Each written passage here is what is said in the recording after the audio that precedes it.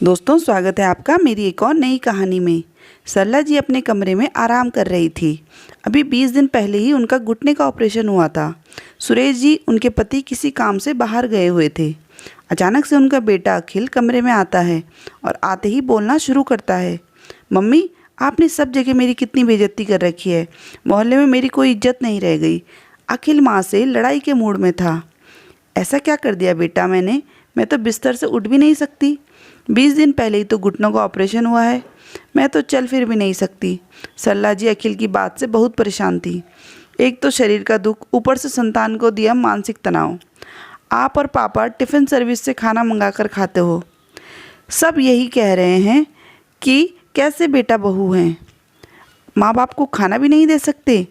अखिल अपनी माँ पर चिल्लाया जा रहा था। बेटा मैं इस बारे में कुछ नहीं जानती। तेरे पापा ही मुझे खाना देते हैं।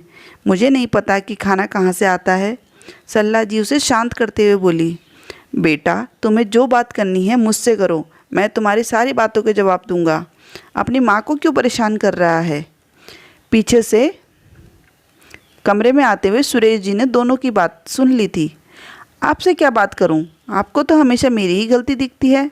अखिल माथे पर बल डालते हुए बोला, अपनी इज्जत की इतनी ही फिक्र है तो दिखावा क्यों कर रहे हो? माँ को साथ रखकर बीमार माँ की सेवा करो। सुरेश जी ने सच्चाई पर प्रहार किया। अपनी माँ को 4 बातें सुनाने बैठ जाते हो क्योंकि तुम्हें पता है वह तुम्हारा पक्ष लेती है, तुम्हें कभी गलत नहीं कहेगी। तो अब मैंने कौन सी गलत कर दी जो पूरे मोहल्ले में मेरी बेइज्जती की जा रही है? जो कुछ है तुम्हारे अपने कर्म है। तुम्हारी माँ का ऑपरेशन हुए 20 दिन हो गए हैं, लेकिन तुम और बहू एक बार भी पूछने नहीं आए कि मम्मी आपकी हालत कैसी है। इतने दिनों से नेहा आकर हमारे साथ रह रही थी। उसने घर को संभाल रखा था। वह भी कितने दिन रहती, उसकी भी गृहस्थी है। उसके जाने के बाद क्या हम भूखे मरते? इसलिए उसने जाने से पहले ही टिफ़िन सर्विस सेंटर पर बात कर ली थी, जो हमें दोनों को समय पर टिफ़िन दे जाते हैं। तो दीदी के जाने के बाद आप मुझसे भी कह सकते थे कि बेटा हमारा खाना बनवा देना, लेकिन हम बेटा बहू को समझता ही कौन है? आखिर लाडली तो आपकी बेटी ही है ना। थोड़ा जबान संभाल कर बोलो अखिल। और ऑपरेशन से 1 महीने पहले ही जब डॉक्टर ने ऑपरेशन की तारीख बताई थी, तुम्हारी माँ ने बहुत बार तुमसे कहा कि 2 महीने घर का काम कैसे होगा, खाना कैसे बनेगा, कोई कुक भी नहीं मिल रही। उस समय तुमने एक बार भी यह नहीं कहा कि मम्मी आप चिंता मत करो, हम हैं ना, सब संभाल लेंगे। तुम तो यह कहकर एक तरफ हो गए कि अभी तो बहुत समय है, कोई ना कोई कुक मिल ही जाएगी। जब तुम्हारी तरफ से निराशा मिली तो नेहा को बुलाया। नेहा के आने पर तो तुम बिल्कुल बेफिक्र हो गए और माँ का हाल चाल पूछने पर भी नहीं आए। अरे कौन सा तुम्हें मीलों दूर से आना था, ऊपर से नीचे उतर कर ही तो आना था। एक ही मकान के ऊपर के हिस्से में रहते हुए तुम और बहू हमारा ख्याल नहीं रख सकते।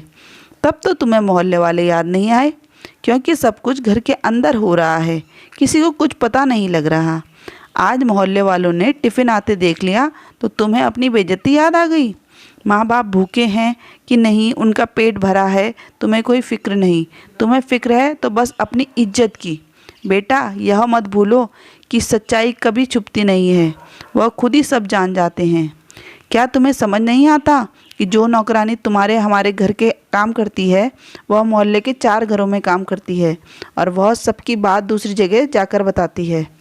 तुमने एक बार भी माँ या मुझसे पूछा, मम्मी पापा आपको भूख लगी होगी, आप खाने में क्या खाओगे? लेकिन तुम गलती मानने की बजाय उल्टा हमसे लड़ने चले आए। इतने सालों से भी तुम्हारी माँ बीमार है, फिर भी तुमने अपनी रसोई अलग कर ली।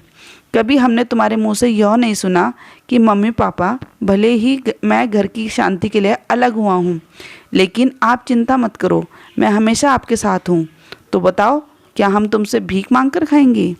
अभी इतना स्वाभिमान बचा है हमारा, हम अपना ख्याल खुद रख सकते हैं। अब बेटा पेट तो हमें भरना ही था, जहाँ स्वाभिमान पर चोट न लगे वहीं तो खाएंगे ना। पिता ने सच्चाई का आईना दिखाया तो अखिल चुपचाप वहाँ से चला गया। सरला जी की आंखों में आंसू थे। सुरेश जी ने सरला जी का हाथ अपने हाथ में लेकर कहा, सरला तुम चिंता मत करो, मैं सब संभाल लूँगा। देखो मैंने हमारा घर कितने अच्छे तरीके से मैनेज कर रखा है। जब तुम चलने फिरने लगोगी तो तुम्हें तुम्हारा घर वैसे ही मिलेगा। जैसे तुम रखती थी। और हाँ, मुझे यह टिफ़िन का खाना थोड़ा कम पसंद आ रहा है। जल्दी से ठीक हो जाओ, फिर तुम्हारे साथ आलू पूरी खानी है मुझे। कहकर सुरेश जी हंसने लगे तो सरला जी भी रोते रोते हंस दी। दोनों पति पत्नी गले मिलकर जन्म जन्मांतर तक एक दूसरे का साथ निभाने का वादा कर रहे थे।